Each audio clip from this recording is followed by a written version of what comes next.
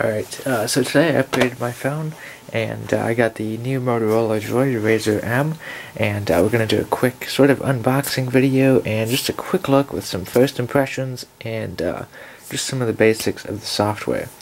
So, first of all, this is a CDMA device available only at Verizon, part of the Droid series of phones, and like I said, made by Motorola.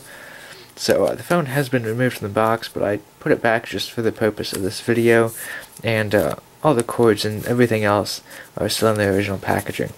So it comes in this sleeve here with a slightly rubberized finish on it, and your sort of droid graphics right there. So if we slip the box out of the sleeve, you can see it says Droid Razr M, and of course, once again, it has that sort of rubbery feeling to it. So we'll go ahead and just open this up. And now you can see the phone right here on the top. It does come in black and also in white, so we'll take that out. And it had this protector over the screen, and just to show you where some of the connections and various buttons are at. So if we pull this tab back right here, this slides up, unfolds like that, and you have your micro USB cable right here. So we'll go ahead and just take this out of the packaging here.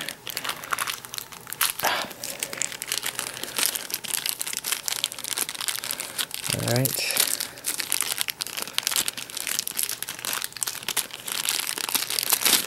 And now there's that.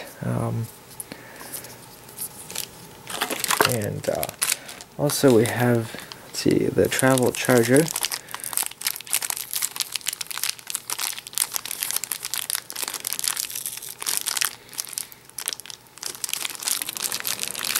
Get this one open.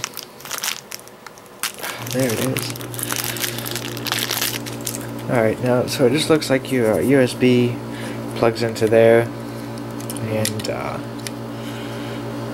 then this plugs into the phone for your AC. Also, we have some pamphlets here that start here, something in Spanish, global support information and calling card, and product safety and warranty information. So I'll just put all of this stuff back in the box right now, except I will keep out the SIM card tool.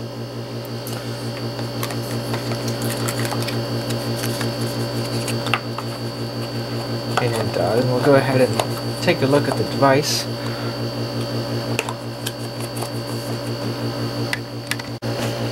Okay, so like I said, this is the Motorola Droid Razr M.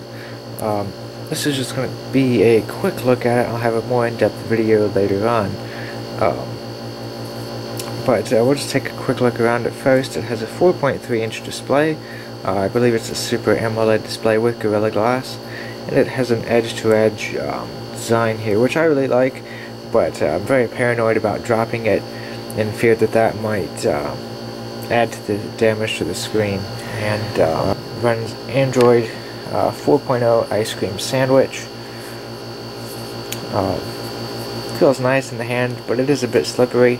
I did upgrade from a BlackBerry Bold, and it has this rubberized finish pretty much all around the device here. So just something I'll have to get used to. So now let's go ahead and take a look a little bit into the operating system. Now I'll just unlock it by pushing this button here. There are different unlock screens that you can have, but I chose the pattern one, so we'll go ahead and get into it here. Have your different home screens, and the Motorola version is a little bit different than some that you might see on Samsung devices or HTC. So when you click the home button to go from another home screen, it goes back to the one that's on the far left, and what that allows for is a quick swipe like that to some quick settings, mainly to your connections.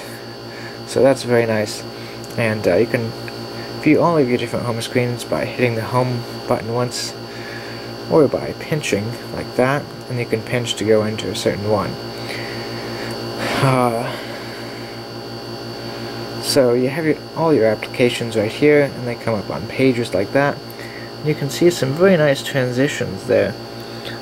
This isn't an HD display or anything, but it looks pretty crisp, and I don't know, it looks pretty decent.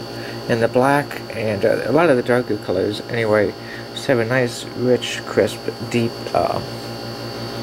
look to them. And then if you go even further, you have your widgets, which I have downloaded some already. And so I'll just go back to the main home screen. Now just quickly talking about some of the widgets here. This is a widget clock that I downloaded. It's supposed to be modeled after the HTC Sense clock, and has some different settings and different sizes available. This one is the default circles one. So you have your analog clock, which would normally show up here, but you have your analog clock, temperature, and your battery here. Now, when you do have a new text message or something, that does show up where the analog clock normally would be. So I'll just go ahead and reply to that, and we can take a look at some more of the operating. Okay, I'm back. So, you have your clock and date here, and if you swipe it like that, you have the analog clock. And you can see just how you swipe it, kind of, it flips over in different directions depending on how you swipe it, so that's pretty cool. And you have your Google search up here at the top. It's always there, you can't remove it. This is just a volume indicator that I have, and a battery indicator, and also just a quick shortcut to turn on your LED light, camera, Instagram, Facebook, and the Play Store, which actually replaces the old Android market. I think Play Store is kind of a childish name, but you know, whatever. Along the bottom you have different shortcuts that you can customize. It's your phone right here, calculator, and your calendar.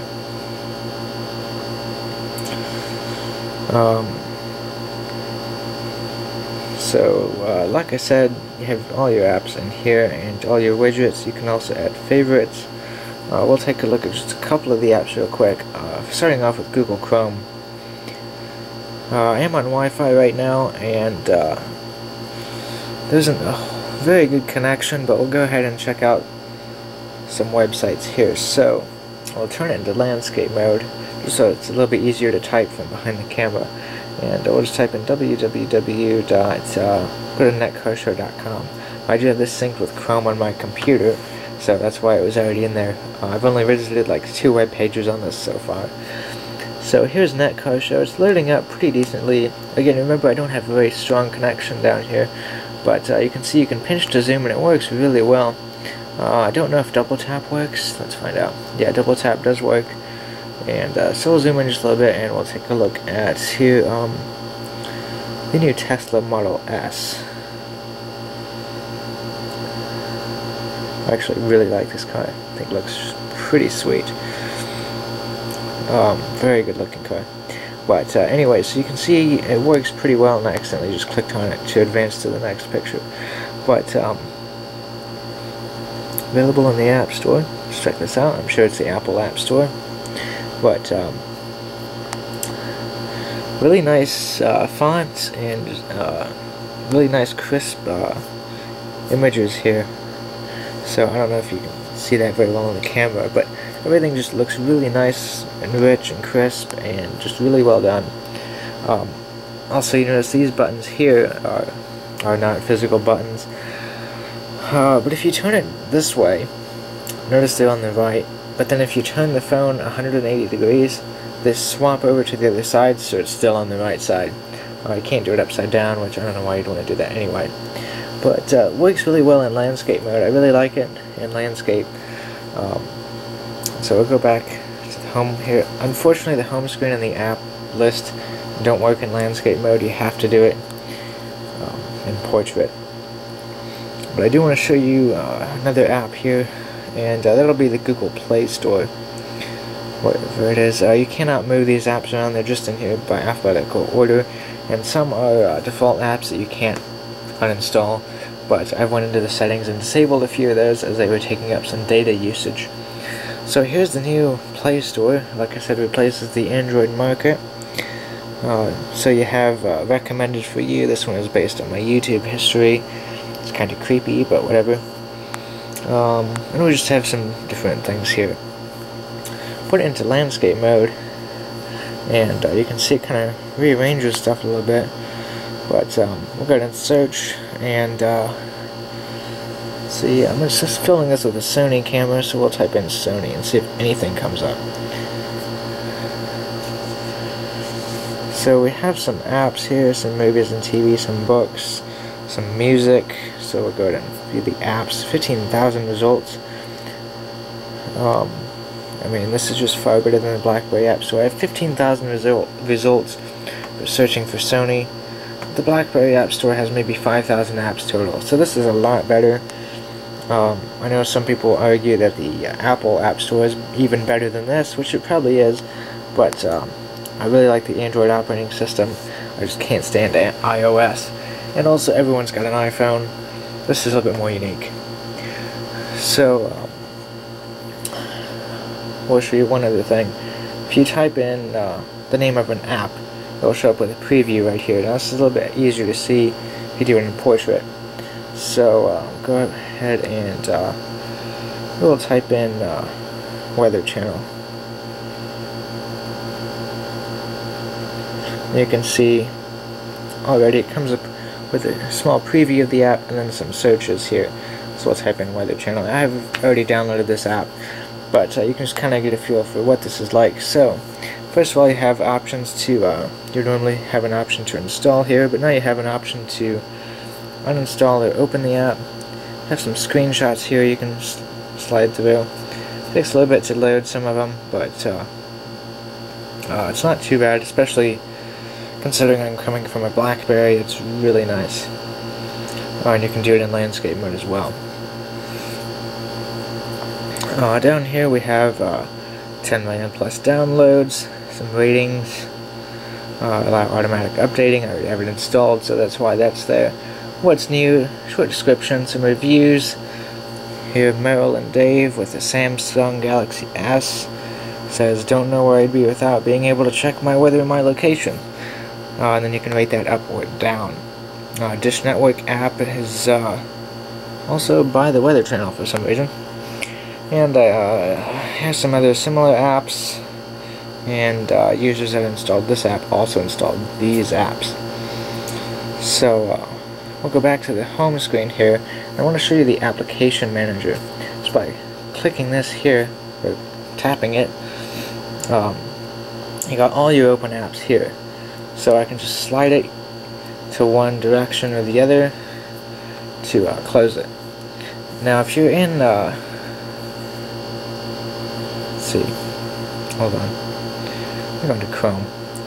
Now if you're in landscape mode here, and you go in here, you don't swipe it left or right, you swipe it up and down, which is a bit different, but I'm sure you can easily get used to that. And so that's just a quick look at the Droid Razr M, but not as quick as I thought it was going to be. So more details to come. I got notifications here. I don't know if I showed that yet. And so yeah.